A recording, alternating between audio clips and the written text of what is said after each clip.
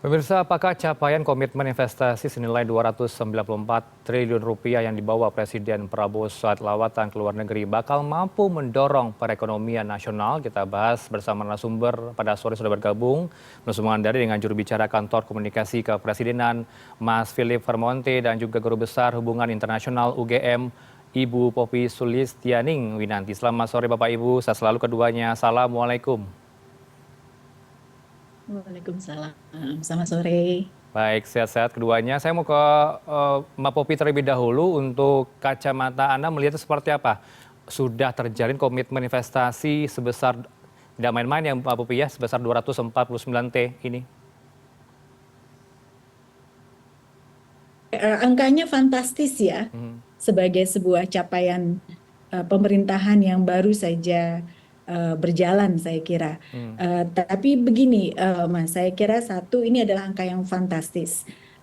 Dan komitmen itu satu hal. Mungkin memang yang perlu kita pikirkan adalah beberapa hal bagaimana menyiapkan agar itu menjadi terrealisasi secara nyata. Hmm. Dan ini justru pekerjaan rumah yang jauh lebih penting menurut saya. Tentu saja membuka jalan, memastikan komitmen itu adalah sebuah prestasi, tetapi hal yang juga tidak kalah pentingnya adalah memastikan bagaimana komitmen tersebut betul-betul bisa terrealisasi. Hmm. Mengapa ini penting? Karena kalau dan maupun data-data yang ada, persoalan yang paling mendasar yang kita alami terkait dengan investasi asing di Indonesia, terutama terkait dengan kesiapan dan juga kepastian untuk memastikan bahwa itu semua terrealisasi. Jadi Hmm. ada kalau kita dulu pakai data dari ease of doing business gitu ya, masih banyak pekerjaan rumah yang harus kita lakukan. Hmm. Karena kemudian masih banyak yang melihat bahwa komitmen tersebut mungkin akan sulit terrealisasi, menimbang bahwa ada banyak hal terkait dengan regulasi yang masih harus diperbaiki, masih harus ada aspek-aspek yang terkait dengan koordinasi antar kementerian, antar kelembagaan, dan seterusnya. Hmm. Sehingga menurut saya pekerjaan rumahnya adalah justru memastikan bagaimana komitmen yang angkanya fantastis tadi justru bisa terrealisasi karena pekerjaan rumahnya ada di dalam kondisi domestik kita sendiri, Hmm. Mas, saya kira. Ya, kondisi domestik saat ini seperti apa sih Mbak Popi yang menjadi hal kendala tertentu untuk investasi? Ada banyak hal ya. Hmm. Satu mungkin terkait dengan regulasi yang kalau berdasarkan data-data yang ada, seringkali kita sebagai regulasi kita masih berbelit-belit gitu ya, Hmm. menyulitkan investor untuk kemudian merealisasikan komitmen mereka. Ya. Itu yang pertama. Hmm. Lalu kemudian yang kedua juga terkait dengan kesiapan infrastruktur, kesiapan SDM, kesiapan banyak hal, terutama kemudian koordinasi juga antar kementerian yang juga penting. Ya. Nah, hal-hal semacam ini Hmm. kalau kita pakai kacamata dari ease of doing business, tentu saja masih perlu diperbaiki, Mas, karena memang Oke. menurut saya itu justru jauh lebih penting untuk memastikan realisasi komitmen itu tadi. Kalau dibandingkan dengan zaman Pak Jokowi, nilainya cukup besar di zaman era Prabowo atau bagaimana, Bu? Selama ini apakah Pak Jokowi belum berhasil mencapai angka 249T ini?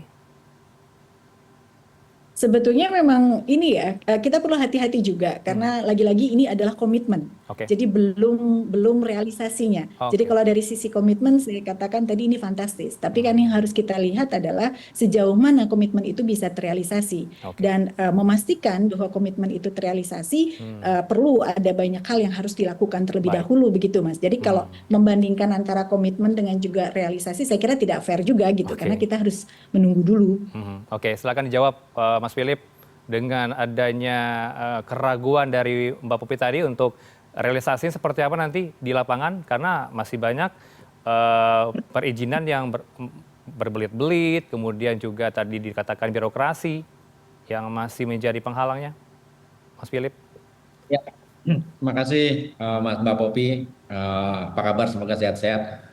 Yang pertama, mungkin kita bisa bersepakat dengan apa yang disampaikan oleh Presiden tadi yang ditayangkan juga bahwa adanya komitmen investasi ini yang paling pertama pentingnya adalah kepercayaan dari masyarakat internasional, Ya. terutama dengan mitra-mitra Indonesia di mana Presiden dalam perjalanannya ke beberapa negara dan beberapa forum tersebut berusaha untuk tidak hanya menghadiri forum pertemuan, Hmm. tetapi mengadakan pertemuan-pertemuan lain, CEO Business Forum, dan juga ketemu dengan kepala negara, bilateral meetings, on the sidelines gitu ya, baik di Peru maupun di Brazil, sehingga yang bisa didapatkan adalah komitmen-komitmen ini.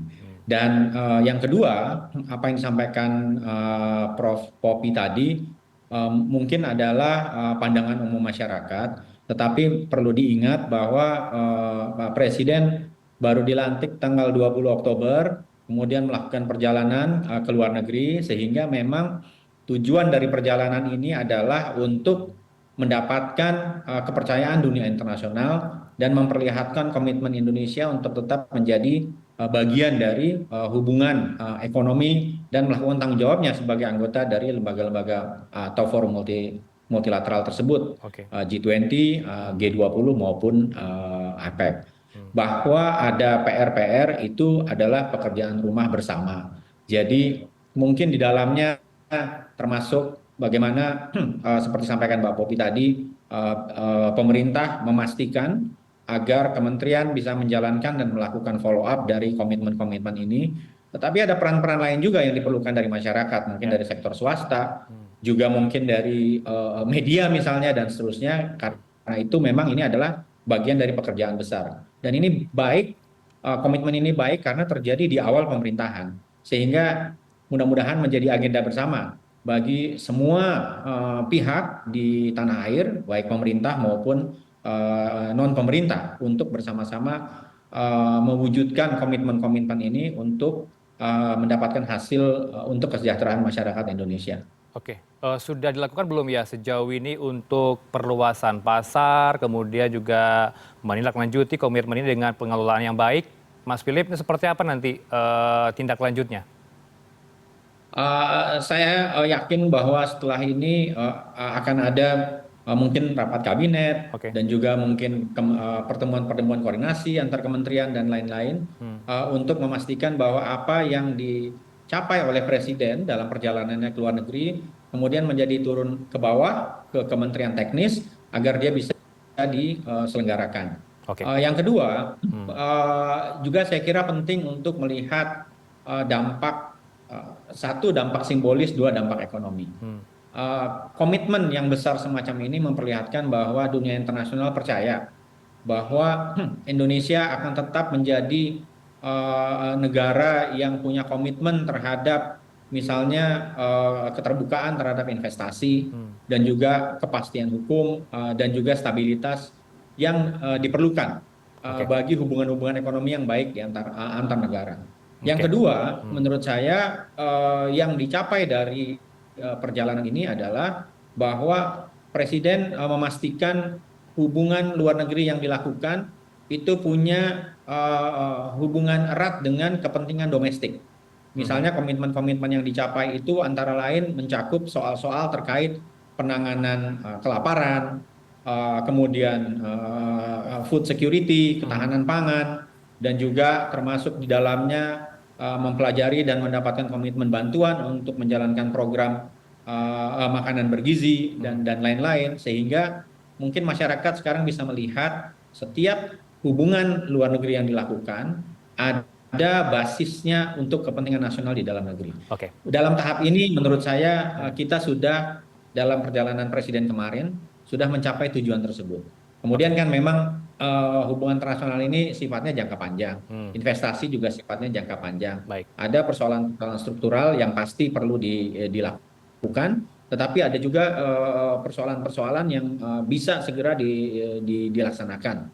Menurut saya demikian, Mas. Baik, saya mau ke Mbak Popi. Mbak Popi, menghindari tumpang tindih yang terjadi nanti di kemudian hari, apakah ada possibility kemungkinan lintas kementerian dibagi tugasnya? Kementerian Perdagangan mengurusi urusan domestik untuk perdagangannya, kemudian untuk luar negeri, apakah punya semacam keleluasaan dari Kementerian Luar Negeri untuk mengurus perdagangan luar negeri? Mbak Popi. Saya kira ini sih, Mas, ada, kalau itu kan terkait dengan perubahan dari tanggung jawab kementerian ya. Saya termasuk orang yang percaya ada pengalaman best practices dari banyak negara ketika kita bisa memastikan bahwa kebijakan-kebijakan luar negeri sangat sejalan dengan kebutuhan dan kepentingan untuk pengembangan ekonomi domestik. Beberapa negara menggabungkan kementerian tersebut. Tapi jujur saja untuk kondisi Indonesia itu dulu juga sudah pernah dilontarkan pada masa pemerintahan Pak Jokowi, baik yang pertama maupun yang kedua. Tapi tentu saja itu ternyata tidak bisa direalisasikan secara cepat. Kalau saya ketimbang kita bicara tentang perombakan kementerian tersebut, mengapa kita tidak memastikan bahwa koordinasi antar kementeriannya bisa jalan? Beberapa hal yang tadi disampaikan oleh Mas Philip saya kira menarik, tetapi yang seringkali terjadi di lapangan adalah misalnya ada kepentingan dan kebutuhan kementerian yang seolah-olah atau tampak kemudian saling bertentangan satu sama lain. Ada kebutuhan untuk misalnya menarik masuknya investasi asing ke Indonesia. Itu dilakukan oleh kementerian terkait. Tapi pada saat yang bersamaan, kementerian yang lain tidak mendukung kebutuhan tersebut karena kemudian masih ada banyak birokrasi yang harus dilalui misalnya. Lalu kemudian ada kebutuhan bagi satu kementerian untuk mendatangkan kemudahan terutama terkait dengan ketahanan pangan dan seterusnya. Tapi pada saat yang bersamaan melupakan bahwa ada juga kebutuhan produsen domestik yang juga harus dilindungi dari misalnya membuka keran yang seluas-luasnya atau selebar-lebarnya terhadap importasi untuk berbagai macam produk misalnya. Nah, sepertinya klasik sih kalau mau dibilang ya, persoalannya ada di koordinasi antar kementerian dan mudah-mudahan itu bisa diatasi dan bisa kemudian dilakukan. Namun kembali ke pertanyaan tentang seberapa jauh sebetulnya komitmen yang bisa diperoleh oleh presiden kita dalam waktu yang sangat singkat, dan tadi yang disampaikan oleh Mas Philip bisa kemudian menghadirkan kepercayaan internasional terhadap Indonesia di dalam pemerintahan yang baru. Sebetulnya ada dua hal yang perlu kemudian bisa menjadi prioritas ya Mas. Yang pertama, sejauh mana komitmen tersebut betul-betul sejalan dengan prioritas pembangunan Indonesia. Transisi energi itu penting. Lalu kemudian tidak kalah pentingnya bagaimana komitmen tadi juga bisa sejalan dengan kebutuhan untuk mendorong kapasitas domestik kita juga Mas. Jadi join dan macam-macam itu penting untuk lakukan, terutama untuk meningkatkan kapasitas pemain domestik juga. Dari 6 negara yang sudah berkomitmen dengan Indonesia ini, dari mana yang mungkin realisasinya bisa dilakukan dalam waktu dekat, Mbak Popi? Ada Tiongkok di sana, Amerika Serikat, Brazil, Peru, Inggris, Uni Emirat Arab. Kalau lihat dari pengalaman sebetulnya kita Tiongkok juga termasuk pada 10 besar yang selama ini merupakan investor terbesar di Indonesia. Jadi mudah-mudahan mereka tetap bisa komit di sana. Yang lain-lain saya kira masih perlu assessment lebih lanjut ya, terutama negara-negara yang memang masih baru belakangan, dan tentu saja saya perlu mengapresiasi karena ini ada beberapa negara yang cukup relatif baru menjadi mitra untuk investasi di Indonesia. Tapi kalau tadi Tiongkok, Inggris itu selama ini memang sudah menjadi termasuk dalam 10 besar investor yang sudah beroperasi di Indonesia. Oke, saya mau ke Mas Philip. Mas Philip, untuk mendukung upaya program makan bergizi gratis diwujudkan dalam Januari 2025 mendatang atau tahun 2025 nanti, bagaimana kemudian investasi yang diharapkan dari negara Tiongkok? Karena kalau saya baca, saya himpun datanya ini, komitmen investasi yang berkaitan dengan pangan ini hanya ada di Tiongkok, Mas Philip. Ya, tentu saja terima kasih Mbak Popi pandangan-pandangannya terkait dengan refleksi dari persoalan-persoalan yang pernah dihadapi sebelumnya, tetapi kita kan baru berjalan 2 bulan pemerintahan, sehingga mudah-mudahan apa yang disampaikan oleh Mbak Popi tadi bisa diperbaiki dan dilaksanakan. Nah, terkait dengan program-program semacam makan bergizi gratis, kalau kita lihat begini Mas, kadangkala kita berpikir mengenai quick wins dalam pemerintahan. Sementara quick wins perlu, termasuk di dalamnya misalnya program makan bergizi gratis, bahwa kita punya komitmen dan juga pilot projecting dan lain-lain.